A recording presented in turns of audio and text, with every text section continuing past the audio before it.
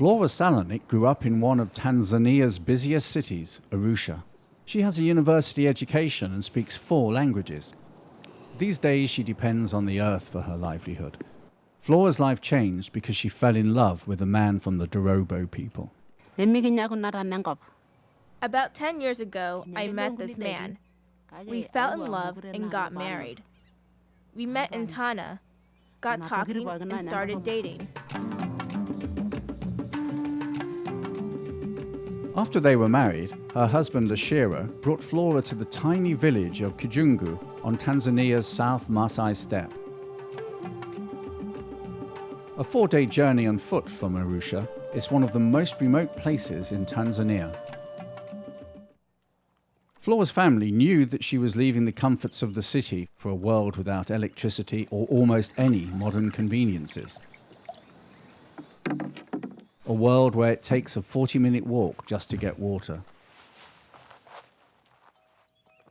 Unlike some Dorobo people, Flora and Lashira raise cattle and grow crops to feed their family.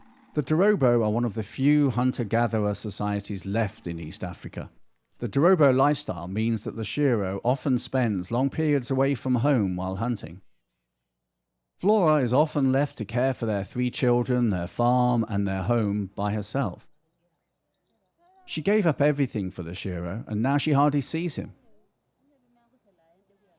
Flora sometimes dreams of returning to the city. Sometimes I pack my stuff, ready to go back to Arusha. But I have children, so I can't go home. Many years have gone by since Flora moved to the village. There's no telephone or postal delivery, so she hasn't been able to communicate with her family since she came. It's difficult to stop thinking about the past. Sometimes she thinks about the way her life could have been. She also thinks about what she would have done in the city. But what can she do now? She can take her children to live in the city and leave Lashiro in the village, or she can forget about her old life. Her husband knows nothing about the difficult choice that his wife must make. Flora feels restless and decides to visit her hometown of Arusha. She begins the 4-day walk early the next morning, but doesn't dare to look back at her children. It's painful for her to leave them, but her neighbors will take care of them while she figures out their future. Arusha is the center of Tanzania's tourist and safari business. This is where Flora was born, attended school, had her first job, and met her first boyfriend. Since she's been away for so long, the busy streets are unfamiliar to Flora. They're so different from Kijungu. As she walks towards her childhood home, Flora isn't certain if her mother still lives in the same house, or even if she's still alive. As she nears the house where she once lived, a few of the neighbors stop and stare.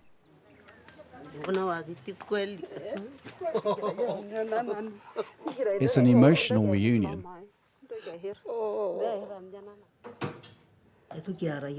It's about 11 years since we saw each other. We didn't fight. We didn't have any rows. She just left home. I am very happy to see her again. I don't want her to go back too soon. But if there is no choice, she will have to go. Because she has children, and her husband is waiting for her there. Flora tries to relate to the person that she used to be. As she sits in the school that she went to as a girl, she wonders, should she bring her children to Arusha or return to her life in Kijungu? Whatever she decides, something will be lost. Finally, Flora makes her decision. She goes back to Kijungu. I really want to come back to Kijungu. I feel Dorobo. My sisters didn't understand how I can live here. There's no transport, no hospitals. But I am happy here. Because of the land, I want to live here. because this is my life. People say it is a hard place to live, but my home is here. Choosing between a new family and the old is never easy. But it seems that this woman has made her choice at last.